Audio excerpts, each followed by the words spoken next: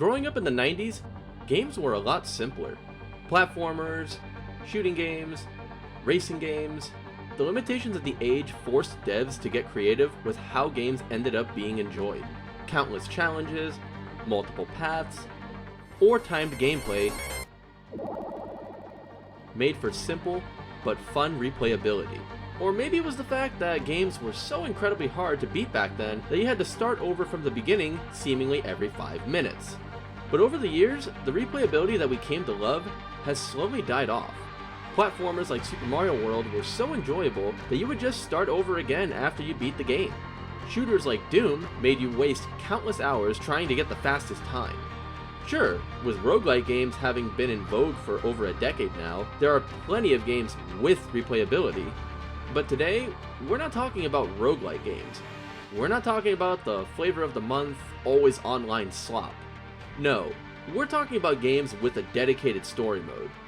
So, why is it that modern games have lost their replayability? Is it because developers aren't incentivized to get players to play their games again unless it's the always online gacha, battle royale, extraction shooter, MOBA hybrids? I mean, it could be. By chasing player retention through live service games filled with endless progression systems, many modern games have altogether abandoned the idea of replayability as a core design philosophy for enjoyment. Instead of asking the players to play their games again because they actually enjoyed the experience, they rely on seasons, battle passes, daily challenges, or time-limited rewards built only to give players FOMO. In other words, replayability has become more of an obligation to the player base rather than getting them to actually truly wish to play them again. The absence of tightly crafted campaigns makes it stand out even more when a game invites players back simply because the game is fun to master, experiment with, break open entirely, What you doing here? We found this place first. or re-experience. And this brings us to the heart of the video: Resident Evil. You may ask, but why is Resident Evil at the heart of the video? Because not only are they amazing games that everyone should be playing, seriously play them, they're a lot of fun, but all of the Resident Evil games, from the original to Resident Evil 6, the side stories, the spin-offs, and the remakes had tons of replayability. This was done through multiple storylines, performance-based unlockables, metric fuck-tons of story told via random files laying around, to more modern ways like harder and harder difficulties, New Game Plus, or Mercenaries mode. The Resident Evil games are a masterclass in how to get players to replay games over and over and over. Take Resident Evil 4 for instance. It's the game I personally have replayed the most. I've bought 4 different versions over the years, from the original version on the GameCube, Xbox 360, Steam, and the remake that was also on Steam. I think I even got a free copy for iOS, but I don't have an iPhone, but free is free. I've even purchased Resident Evil 5 on Xbox 360 back in the day and on Steam, but I digress. So, in a video about games lacking replayability, why are we instead talking about the series with one of the most replayable campaigns? Why, because Resident Evil 7 exists, of course. Look, I know we just mentioned Resident Evil 7, but this really has to do with Resident Evil 8, so please bear with me. Like any smart, or more aptly, broke gamer, I waited many years for Resident Evil Village to be on sale, and I managed to pick up Resident Evil 7 at the same time for a steal of a deal. Thank you Steam sales, bless Gaben. Since Resident Evil Village is a direct sequel to Resident Evil 7, I of course had to play Resident Evil 7 before Village. But something I noticed early into playing 7, and I'm talking within 5 minutes of hitting start, was that it didn't really feel like a Resident Evil game. The often campy games. No way, Leon. Way. Rain or shine, you're going down. Is she... well, you know. Don't worry, she's cool. Hey, it's that dog. Filled with color and comedy became an Outlast ripoff filled with jump scare after cheap jump scare.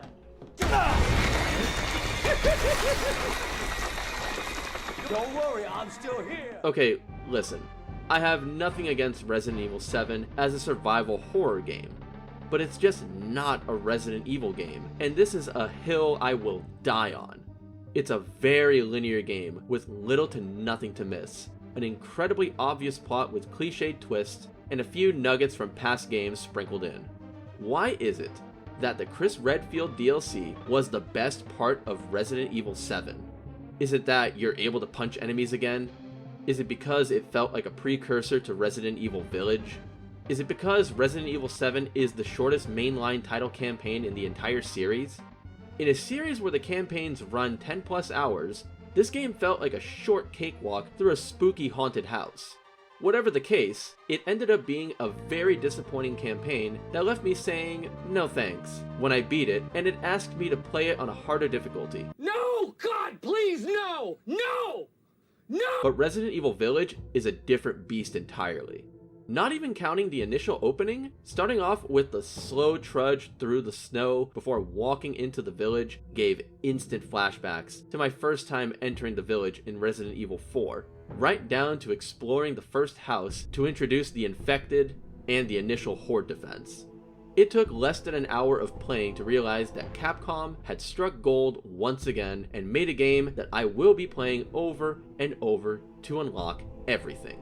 After the disappointing drop in quality from Resident Evil 6 to Resident Evil 7, please don't crucify me for that statement, it actually had a decent story, but I absolutely loved Resident Evil 6, and we all need more co-op survival horror games in our lives. Resident Evil Village felt like a breath of fresh air because it blended multiple aspects of the franchise into a single, cohesive vision. No more tight, claustrophobic hallways reminiscent of PT.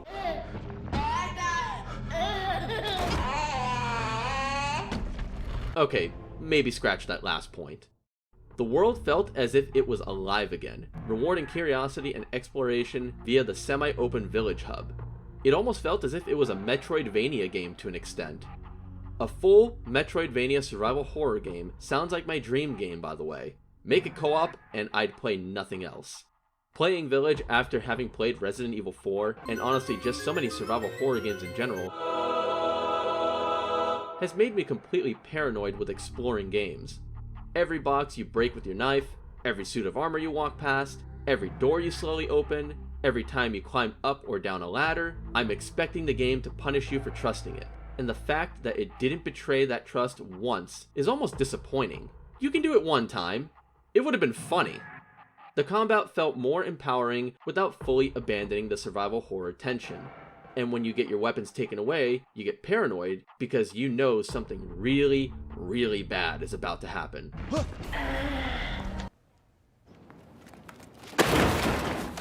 The balance in being given just enough ammo to survive certain parts is a feat that isn't easy to pull off. So we once again come back to why?